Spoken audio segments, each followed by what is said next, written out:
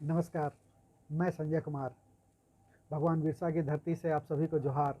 मेरे इस YouTube channel में आप सभी का स्वागत है, वंदन है, अभिनंदन है। सहकारिता आंदोलन की जागरूकता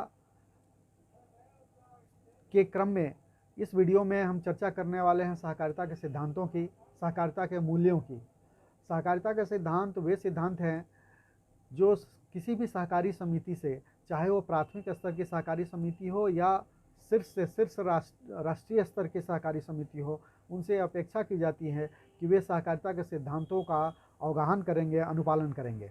और जब तक कोई सहकारी समिति इन सहकारिता के सिद्धांतों का पालन या अनुपालन नहीं करती है, तब तक वह वास्तविक रूप में सहकारिता है ही नहीं, और वो अपने लक्ष्य को कभी भी नहीं प्राप्त कर सकती है। इसलिए सहकारिता के सिद्धांतों की जानकारी, उस पर अमल करना, उसका अनुपालन करना, उसके साथ जुड़े रहना, इस प्रत्येक सहकारी समिति का, सहकारिता से जुड़े हुए प्रत्येक सदस्यों का, सहकारिता से जुड़े हुए उनके पदधारियों का ये नैतिक कर्तव्य है, उनका वैधानिक कर्तव्य है। सहकारिता के 7 सिद्धांत बताए गए हैं। पहला सिद्धांत है स्वैच्छिक और खुली सदस्यता, वॉलंटरी एंड ओपन मेंबरशिप। दूसरा इसका सिद्धांत बताया गया है प्रजातांत्रिक सदस्य नियंत्रण, डेमोक्रेटिक मेंबर कंट्रोल। तीसरा सिद्धांत है सदस्यों की आर्थिक भागीदारी, मेंबर इकोनॉमिक पार्टिसिपेशन। चौथा सिद्धांत माना गया है स्वतंत्रता एवं स्वायत्तता, फ्रीडम एंड ऑटोनॉमी। पांचवा सिद्धांत सहकारिता का यह है शिक्षा, प्रशिक्षण और सूचना, एजुकेशन, ट्रेनिंग एंड इंफॉर्मेशन। छठा सिद्धांत है सहकारी समितियों में परस्पर सहयोग, कोऑपरेशन एमॉन्ग कोऑपरेटिव्स।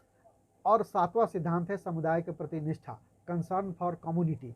ये सात सिद्धांत प्रत्येक सहकारी समिति, चाहे वो प्राथमिक स्तर की सहकारी समिति हो या जिला स्तर की समिति हो, राज्य स्तर की हो, राष्ट्रीय स्तर की हो, प्रत्येक सहकारी समितियों से अपेक्षा की जाती है कि वे इन सहकारी सिद्धांतों का पालन करें, और इन सहकारी सिद्धांतों को पालन करने के उपरांत ही सहकारी समितियां अपने लक्ष्यों को प्राप्त कर सकती हैं। अन्यथा वो लक्ष्य से भटक जाएंगी और सहकारिता आंदोलन बाधित हो जाएगा।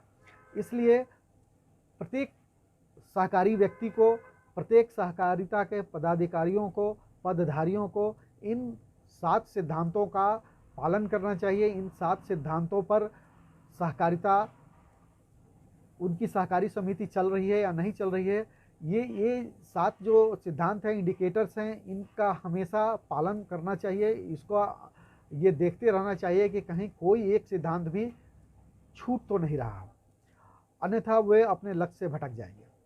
स्वैच्छिक और खुली सदस्यता, वॉलंटरी एंड ओपन मेंबरशिप का अर्थ यह है कि सहकारी समितियों के अधिनियम, नियमावली एवं उपविधियों के अनुसार जो निर्धारित अर्हता है, वो अर्हता धारण करने वाले प्रत्येक व्यक्ति अपनी स्वेच्छा से अपने स्थान विशेष के सहकारी समिति में सदस्य बन सकते हैं।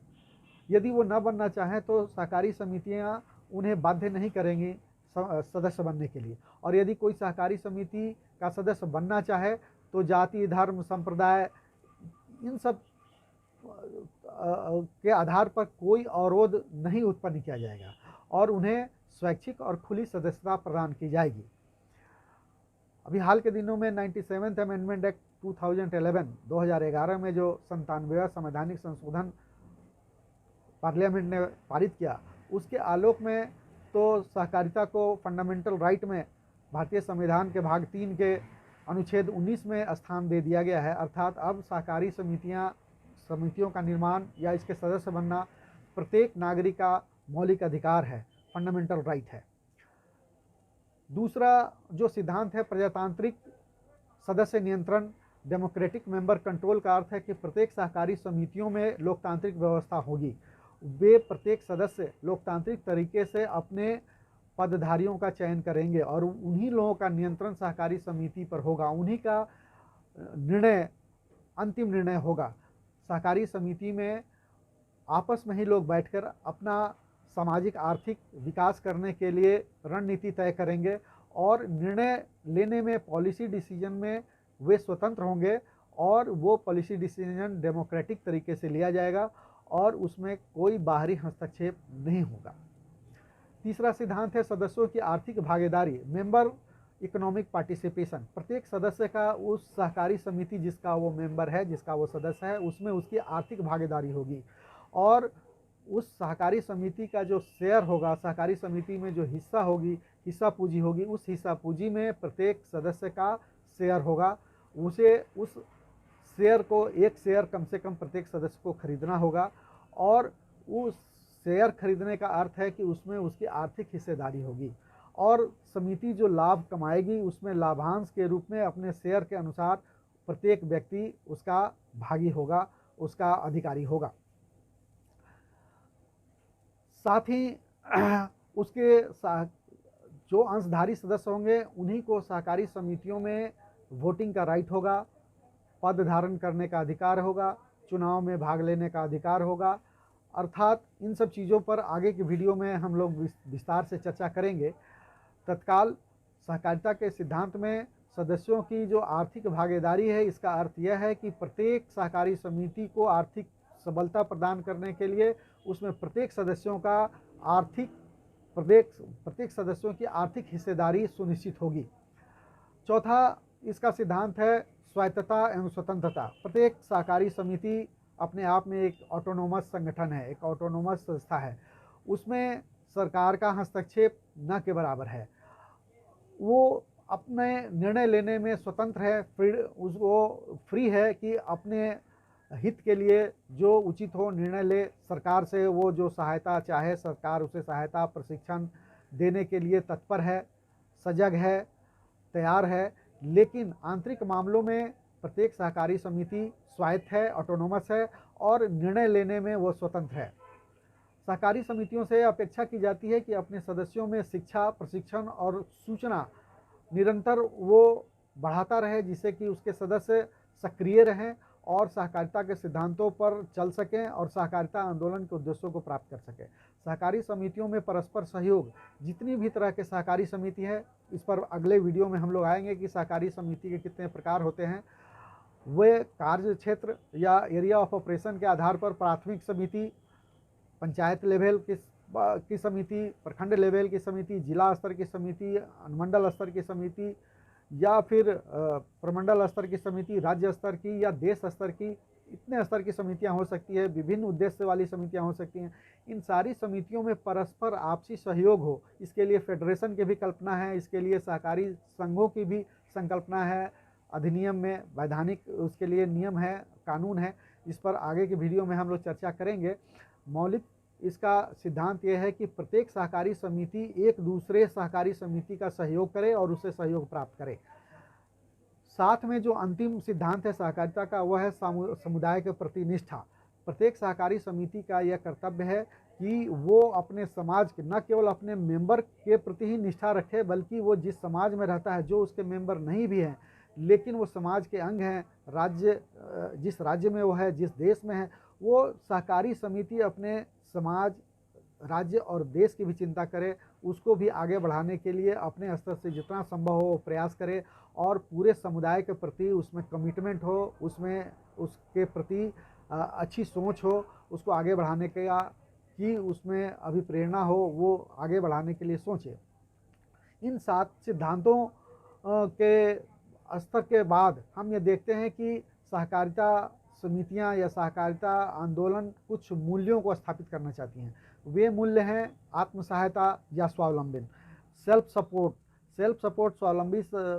स्वावलंबी सहकारी समिति अधिनियम बाद में चल के बनी, लेकिन जो भी सहकारी समिति आरंभिक काल से है, 1935 अधिनियम जो बिहार और झारखंड में लागू है, उन सहकारी समितियों का भी जो एसेंस है, जो स्पिरिट है, वो है आत्म सहायता और स्वावलंबन, अर्थात सेल्फ हेल्प। अपना सहकारी समितियां अपना खुद अपने पैर पर खड़ा हो, अपने स्वस्फूर्त रूप से वो विकास करे। सहकारिता का दूसरा मूल्य है स्व उत्तरदायित्व, सेल्फ रिस्पॉन्सिबिलिटी। वो रिस्पॉन्सिबिलिटी वहन करना जाने, केवल सरकार का मुखापेक्षी बन के न रहें। अभी तक जो सहकारिता आंदोलन अपेक्षित प्रगति हमारे देश और राज्य में नहीं कर पाई है, उसके पीछे मूल कारण यही है कि अधिकांश सहकारी समितियां सरकार के मुखापेक्षी बन के रहती हैं। वह हर चीज़ के लिए सरकार पर आश्रित रहती है, सेल्फ रिस्पॉन्सिबिलिटी वहन नहीं कर पाती हैं या नहीं करना चाहती हैं। इसलिए सहकारी समितियों का यह दायित्व है कि वो इस मूल्य को स्थापित करे कि वो सेल्फ रिस्पॉन्सिबिलिटी का वहन करे। सहकारी समितियों में लोकतंत्र, डेमोक्रेसी की स्थापना हो, यह सहकारिता का एक मूल्य है। कई समिति या ये कहा जाए कि जो जिन क्षेत्रों में सहकारिता आंदोलन का विकास उतना नहीं हो पाया है, उन क्षेत्रों में सहकारी समितियां पॉकेट समिति बन जाती है। कुछ लोग सहकारी समिति के सैकड़ों हजारों मेंबरों में कुछ मुट्ठी भर लोग ही सहकारी समितियों पर हमेशा काबिज रहना चाहते हैं और अपने अनुसार सहकारी समितियों के निर्णयों को प्रभावित करते हैं, जिसको हम एक टर्मिनोलॉजी से पॉकेट सोसाइटी कहते हैं। इसकी संख्या उत्तरोत्तर कम से कम होती जाए और अंत में शून्य हो जाए, तभी सहकारिता आंदोलन अपने सही उद्देश्यों को प्राप्त कर पाएगा।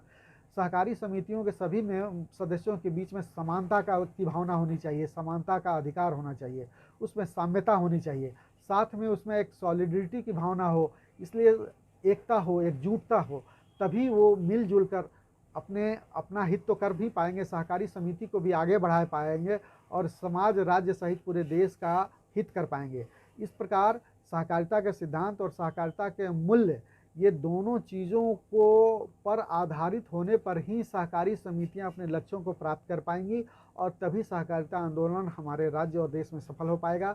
इसमें सहकारी समिति के सभी सदस्यों की सक्रिय भागीदारी अत्यंत आवश्यक है। साथ में वैसे लोग जो सहकारिता से नहीं जुड़े हुए हैं या सहकारिता को नहीं जानते हैं, वे भी इस सहकारिता की जागरूकता के अभियान में जुड़कर जानकारी प्राप्त करते हुए अपने अपने क्षेत्र के जिस उद्देश्य को प्राप्त करना चाहते हैं उस प्रकार की सहकारी समितियों से जुड़ें और अपना योगदान दें, तभी सहकारिता आंदोलन आगे बढ़ेगा और हमारा देश आगे बढ़ेगा। अंत में हम कह सकते हैं कि सहकारिता संचयी रूप से आंदोलन की प्राण शक्ति है।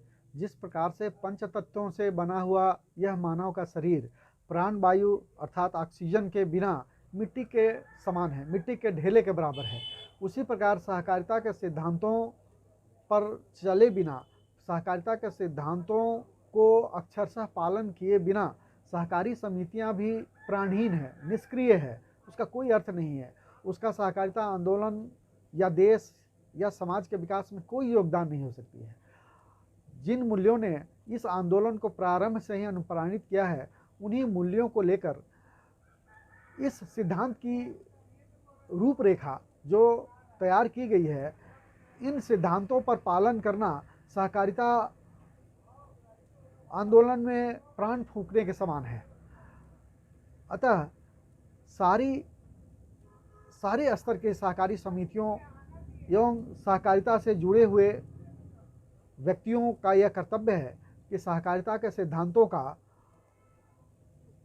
बहुत ही उसको ध्यान से पालन कराएं और सहकारिता के मूल्यों को स्थापित करें, तभी जाकर सहकारिता आंदोलन अपने मूल लक्ष्य को प्राप्त कर पाएगा और निश्चित रूप से सहकारिता की संकल्पना के माध्यम से हमारा समाज और हमारा देश एक सशक्त समाज और एक सशक्त देश बन पाएगा।